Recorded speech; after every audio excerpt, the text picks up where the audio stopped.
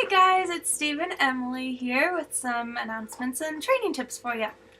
We'll hop right into it. Again, our volunteer brunch next week, or I'm sorry, December 8th, a week from this Sunday. Come enjoy a tasty, delicious brunch. Stop by room 170 anytime between 8:30 and 12:30 for some tasty, delicious food. So check that out.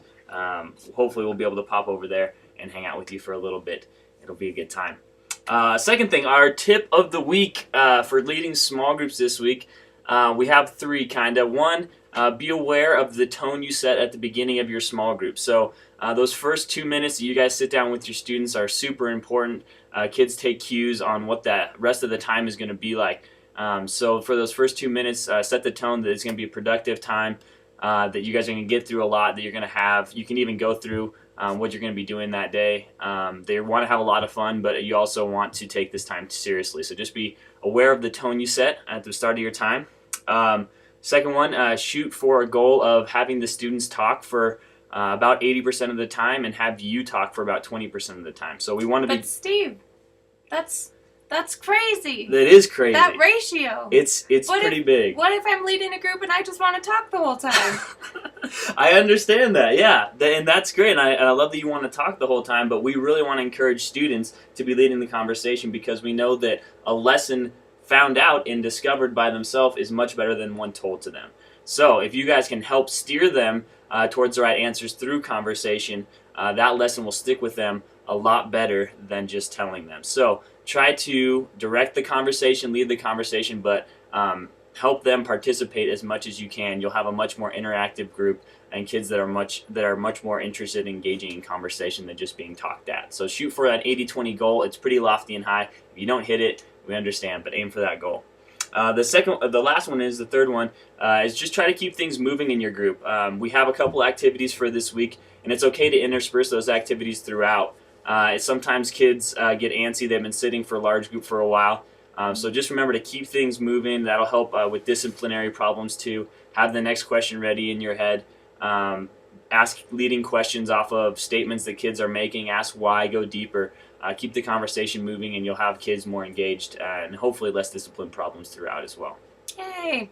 Okay, so this week we're talking about giving thanks being an action, and we are encouraging the kids that everything that they do can be worship to God and can be giving thanks to Him. And we're encouraging them to find creative ways to express their thanks to God and to other people. So one activity for small groups this week is that we want each kid to write down just a couple strips of paper of things that they normally complain about. So maybe chores or school or siblings or those types of things. So stack all the slips in the middle of your table and then have the kids one by one randomly draw out a slip. So it's probably one that they didn't write, and they'll read it, and then they have to think of a way that activity or person that they normally complain about can be turned into some form of worship, or how they can be thankful for that person or situation.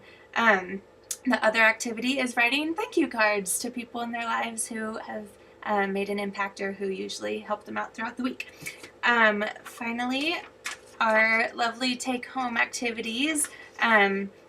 Just make sure, we're not going to pass these out in small groups, but make sure that that if you sign up to be a greeter on the whiteboard and you're doing that in the intro time, that you're also standing at the door making sure every single kid gets one of these on their way out. That is very important. We want them to get it right before they leave so that we know it at least made it out the door with them and is not lost on the basketball court somewhere. So.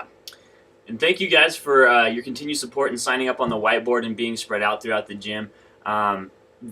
The first 5 minutes, the first 10 minutes of a kid's interaction with our ministry, and then the leaving, the last 5 minutes, are two of the most memorable and most important times. You learn in marketing that recency and latency, so the very first exposure to something and the very last exposure for something are the most memorable and most impactful in making kids having an impact in them. That sounded so smart. Yeah, well, this isn't a marketing classes, you know? This is some things you remember from college. Most of it you don't.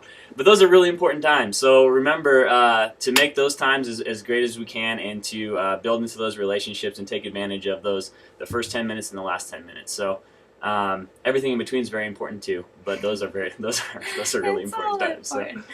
All right, happy Thanksgiving. Yes. We're so thankful for you. You are awesome. You. Thank you for watching the video. We love you guys and hope you have a great time with friends and family this Thanksgiving.